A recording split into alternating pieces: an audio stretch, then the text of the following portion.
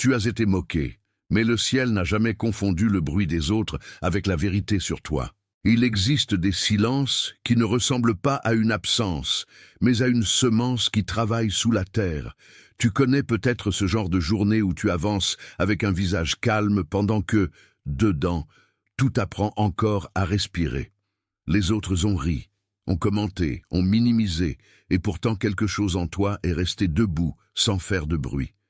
Ce quelque chose n'était pas de l'orgueil, ni une posture, ni une volonté de prouver quoi que ce soit. C'était plus profond, plus discret, plus ancien. C'était comme une lumière cachée derrière une porte fermée, attendant le bon instant pour apparaître. Et si tu as déjà eu l'impression d'être réduit à une version fausse de toi-même, alors écoute bien cette vérité. Dieu ne regarde pas seulement ce que les gens ont dit de toi. Il voit ce qu'ils n'ont pas compris. Il voit ce qu'ils ont touché sans pouvoir nommer. Il voit la graine avant le fruit, le chemin avant la foule, la promesse avant le témoignage. Il voit aussi la fatigue que tu as portée sans l'expliquer à personne. Il voit les larmes que tu as séchées vite pour continuer à travailler, à servir, à tenir. Il voit la dignité avec laquelle tu as marché alors que d'autres s'attendaient à te voir plier. Et justement parce qu'il voit tout cela, ton histoire n'est pas terminée dans le rire des autres. Il y a une profondeur en toi qui ne se mesure pas aux applaudissements. Il y a une valeur en toi qui ne dépend pas de ceux qui ont mal regardé. Ce que les autres ont pris pour faiblesse était peut-être le terrain où Dieu préparait ta force. Tu as peut-être appris à parler moins fort pour ne pas donner prise aux moqueries. Tu as peut-être appris à sourire au mauvais moment pour préserver la paix d'une pièce devenue froide. Et pourtant, même dans cette retenue, quelque chose en toi continuait d'appeler l'avenir, comme un puits qu'on croyait sec, mais qui gardait encore de l'eau sous la pierre, comme une maison un peu usée à l'extérieur, mais solide dans ses fondations. Il y a des gens qui ont pensé que ton silence signifiait l'absence de valeur, alors qu'il signifiait souvent seulement que tu étais en train de traverser sans te vendre. Attention, vous devez comprendre ce qui se passe, maintenant. Certaines personnes se sont éloignées, certaines portes se sont fermées, et des situations qui semblaient sûres ont commencé à changer sans explication. Ce n'est peut-être pas une coïncidence. Le protocole secret des élus a été créé pour ceux qui sentent que Dieu réorganise leur vie, mais qui ne comprennent pas encore la raison de tant de pertes, de silence et d'interruptions. À travers cette étape, vous apprendrez à reconnaître ce qui doit être laissé derrière vous, ce qui est en train d'être protégé, et quels signes peuvent apparaître avant un grand changement. Ne forcez pas des portes qui ont peut-être été fermées pour vous protéger. N'insistez pas auprès de personnes ou sur des chemins qui ont déjà accompli leur rôle dans votre parcours. Il arrive un moment où insister cesse d'être de la foi et devient de la résistance. Découvrez maintenant le protocole secret des élus. Je l'ai laissé pour vous tout en haut des commentaires de cette vidéo. Cela prend du courage, ce genre de traversée. Cela demande une colonne intérieure quand le monde veut te faire pencher. Tu n'as pas toujours eu les mots, mais tu as eu la persévérance. Tu n'as pas toujours eu le soutien, mais tu as eu une fidélité qui ne s'explique pas. Et cette fidélité a gardé ton nom vivant dans des saisons où l'on aurait voulu te voir disparaître. Regarde cela avec attention, car beaucoup se perdent en essayant de convaincre ceux qui rient. Toi, tu as continué à avancer malgré le rire, et cela dit déjà quelque chose de très grand. Cela dit que ton identité n'était pas fabriquée par l'opinion du moment. Cela dit que tu étais travaillé par une main plus sûre que les mains qui t'ont jugé. Cela dit que ce qui te porte ne vient pas d'un regard humain, mais d'un appel plus profond. Il y a dans ta marche une trace que les moqueurs n'ont pas réussi à effacer. Souvent, ce qui blesse le plus n'est pas seulement la moquerie, mais la tentation de croire à la version qu'elle fabrique. Quand un regard te réduit, il essaie aussi de te faire douter de ta propre mémoire. Tu te rappelles alors des scènes simples, comme une chaise vide dans une cuisine, une fenêtre ouverte sur un matin gris, un téléphone posé face contre la table, et ce sentiment étrange d'être vivant mais encore incompris. Tu as peut-être senti cette incompréhension jusque dans ton corps, dans la nuque, dans la poitrine, dans le poids des épaules quand personne ne voit. Pourtant, même là, quelque chose résistait. Tu ne t'es pas dissous. Tu n'as pas cessé d'être appelé. Comme Joseph dans la maison avant la prison, comme David avant le trône, comme tant d'histoires où le regard des autres a pris du retard sur le plan de Dieu. Il y a un ordre que les moqueries ne peuvent pas annuler. Il y a une saison qui arrive sans demander la permission au passé.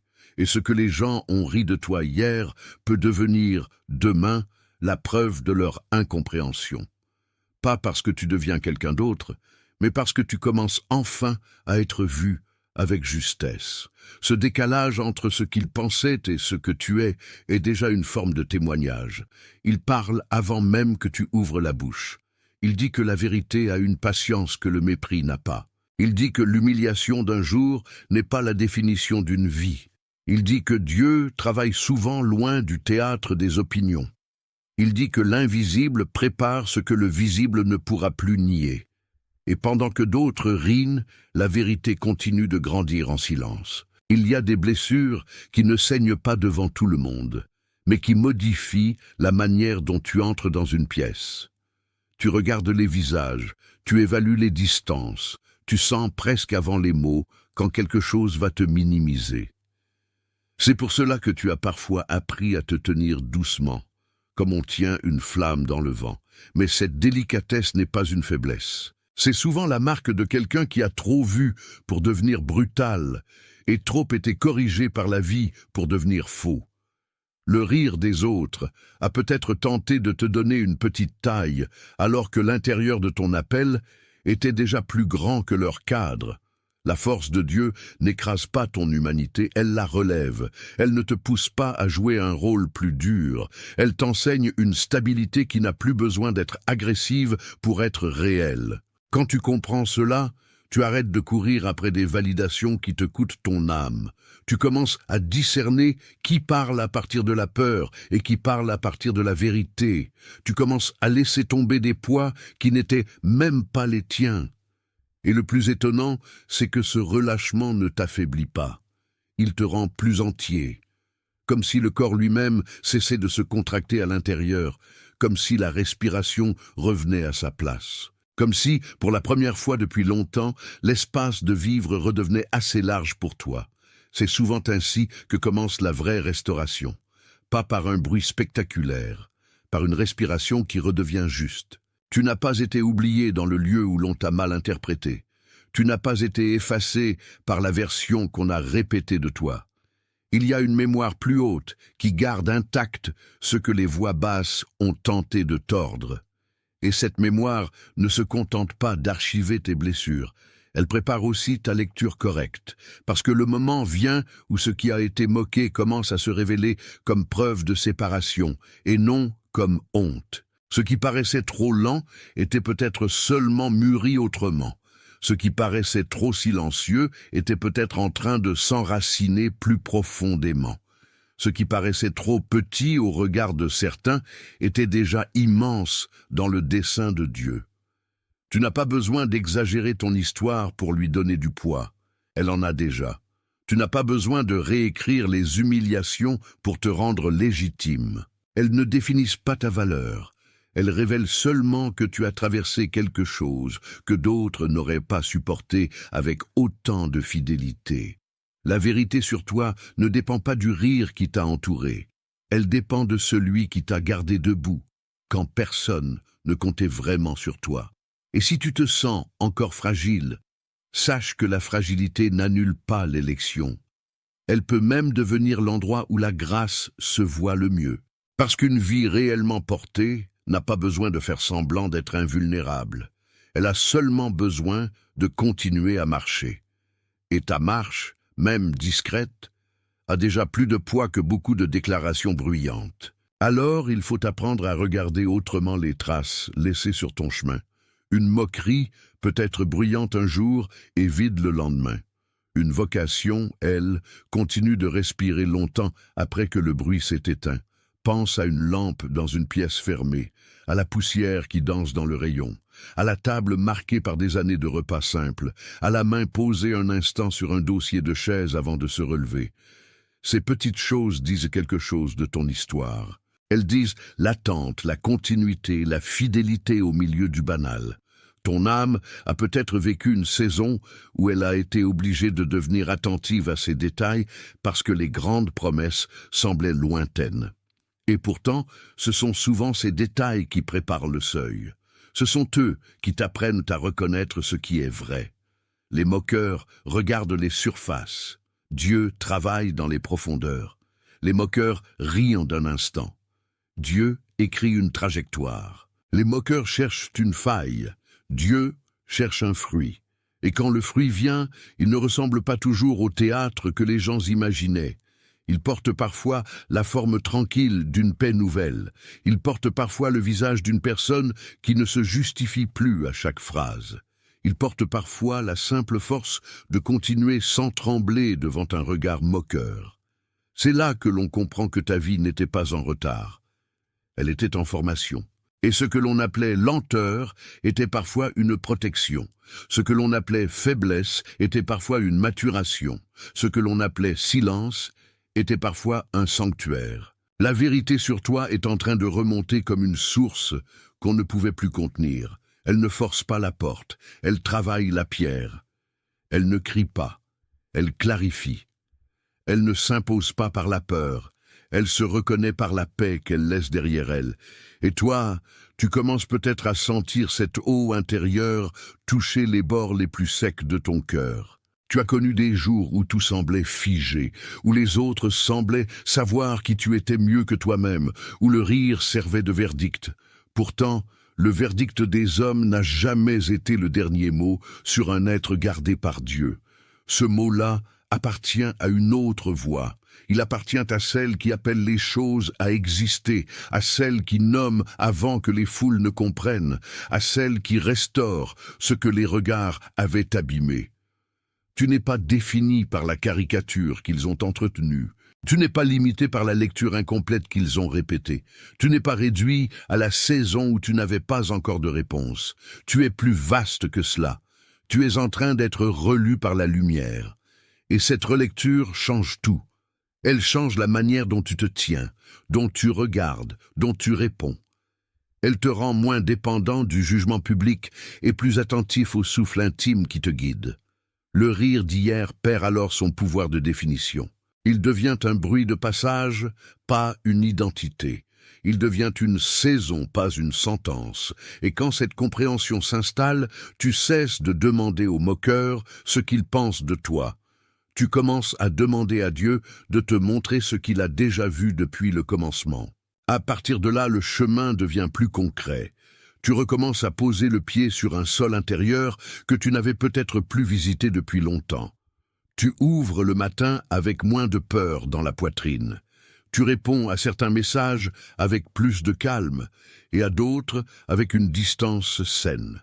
Tu laisses tomber des explications inutiles, non parce que tu n'as rien à dire, mais parce que tu n'as plus envie de donner ta paix en monnaie d'échange.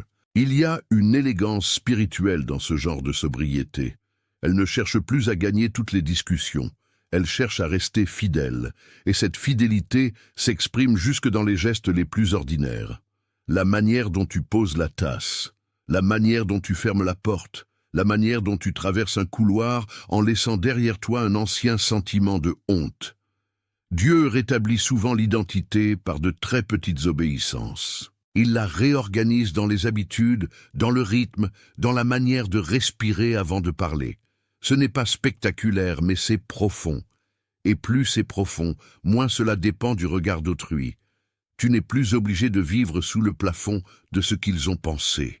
Tu peux commencer à habiter l'espace plus vaste qui t'attendait. Il y a des saisons où la vraie victoire n'est pas d'être applaudi. C'est de ne plus trembler à chaque souvenir. C'est de marcher sans demander la permission d'exister. C'est de redevenir simple dans une dignité que personne ne peut confisquer. Et cette simplicité-là est puissante, parce qu'elle n'a plus besoin d'être défendue. Tu peux sentir parfois comme une pression ancienne qui essaie de revenir quand tu t'approches de ta propre valeur. C'est là que beaucoup se replient. Ils retournent vers la petite taille familière, vers la prudence excessive, vers le réflexe de s'excuser d'être là. Mais toi, il y a quelque chose en train de changer, une ligne intérieure se redresse, une mémoire plus vraie s'allume. Et ce que tu croyais être seulement du retard devient la preuve que tu n'as pas été fabriqué pour courir avec la foule, mais pour suivre un rythme plus juste. Le monde aime les conclusions rapides, Dieu aime les semences fidèles. Le monde rit avant de comprendre. Dieu comprend avant de révéler. Il y a donc une tension, oui, mais une tension saine, comme celle d'une corde qui porte le poids sans rompre. Tu n'es pas en train de devenir quelqu'un d'inventé, tu es en train de redevenir quelqu'un de reconnu. Cette nuance change la manière dont tu traverses les jours.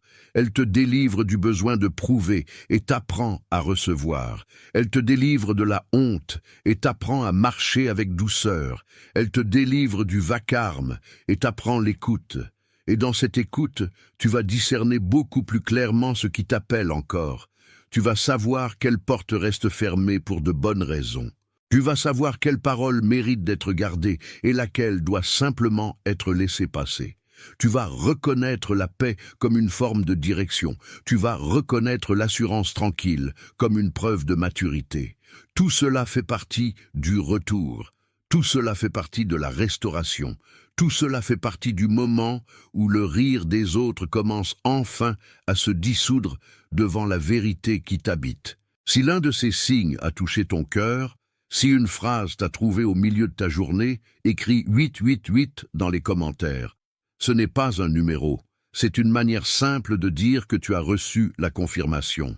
Ce petit geste dit que quelque chose en toi a répondu à l'appel sans avoir besoin d'un discours long. Et même cela, Dieu le voit. Écris 888, puis reviens vers moi. Ce retour compte parce qu'il marque l'instant où tu ne laisses plus la vérité passer comme une brise, mais comme une trace. Il y a des moments où un simple accord devient un seuil intérieur. Celui-ci peut être l'un d'eux. Ne le traite pas comme un détail. Quand le cœur reconnaît, le corps suit souvent plus vite qu'il ne le croit, et tu verras que cette reconnaissance ne t'éloigne pas de ton chemin.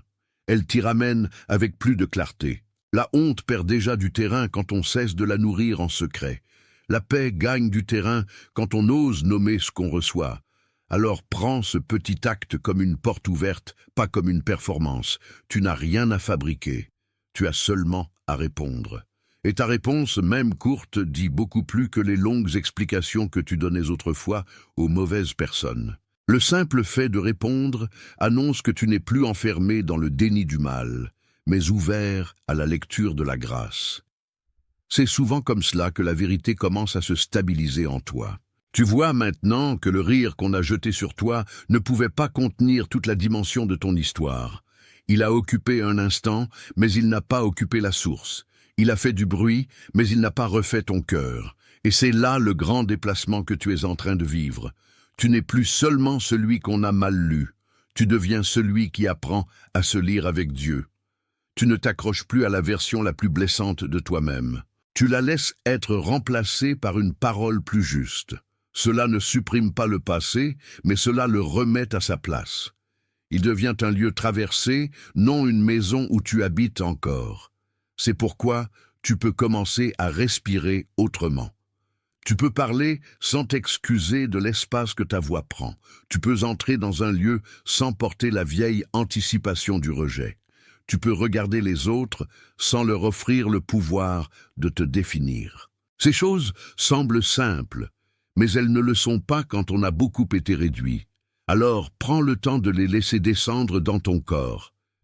Que tes épaules apprennent la détente, que ton front apprenne la paix, que ta poitrine apprenne à ne plus se contracter au premier souvenir.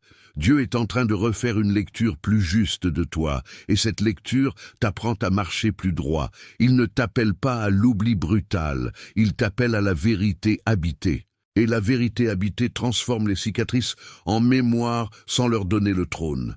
Le rire d'hier n'est plus ton nom, il n'est plus ton cadre, il n'est plus ta définition, il n'est qu'un écho qui s'éloigne pendant que ta vraie histoire prend de la place. Il y a dans ce mouvement quelque chose de très doux et de très ferme à la fois. C'est doux parce que tu n'as pas besoin de te battre pour exister. C'est ferme parce que tu n'as plus à négocier ton droit d'être vu. Les deux ensemble forment une maturité rare.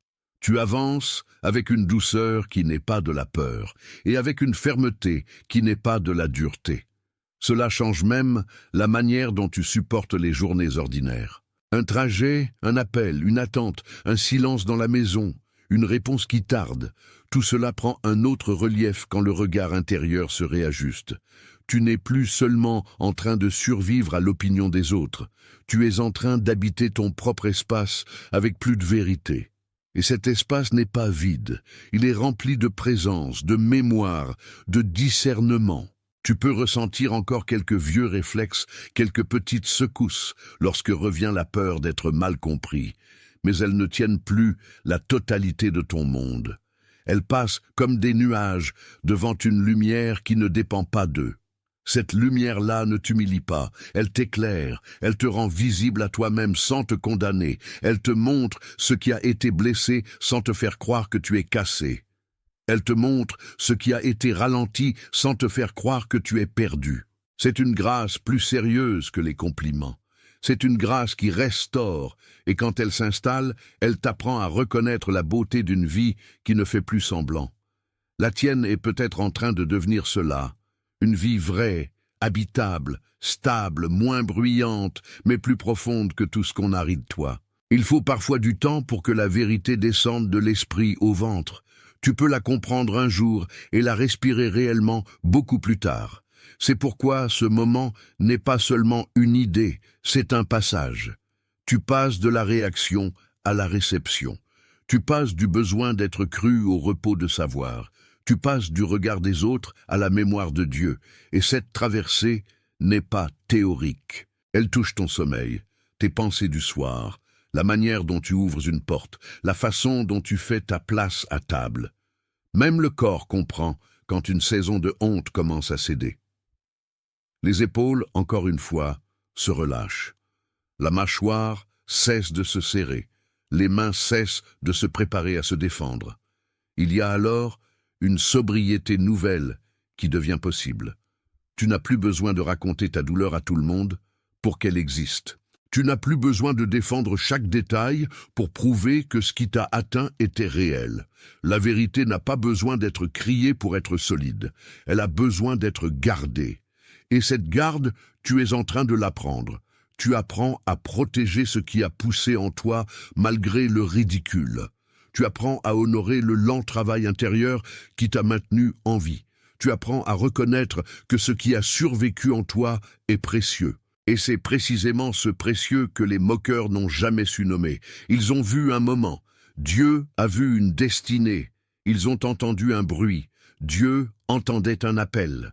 Voilà pourquoi ils ont ri trop tôt. Voilà pourquoi leur lecture ne tient plus maintenant. Là où la moquerie voulait poser une étiquette, Dieu pose une histoire. Là où l'autre voulait te figer dans une image, Dieu te remet en mouvement. Là où l'on voulait t'enfermer dans un résumé, Dieu te rend la profondeur.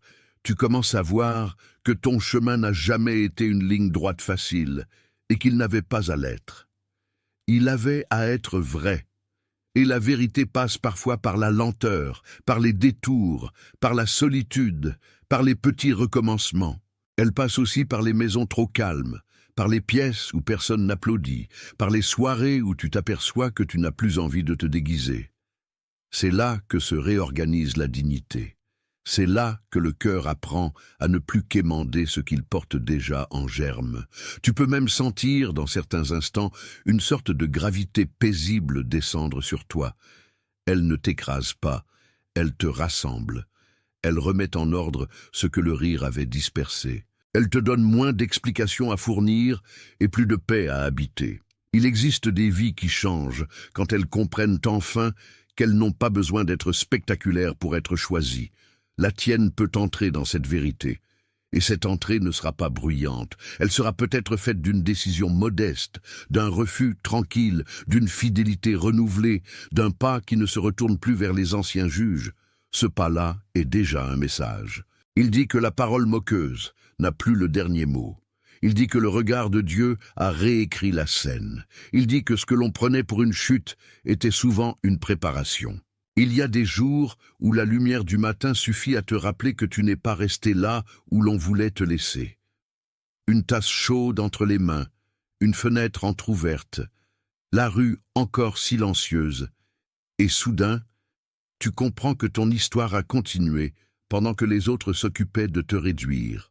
Ce simple constat a une force immense. Il te rend le présent. Il t'enlève du piège du commentaire ancien.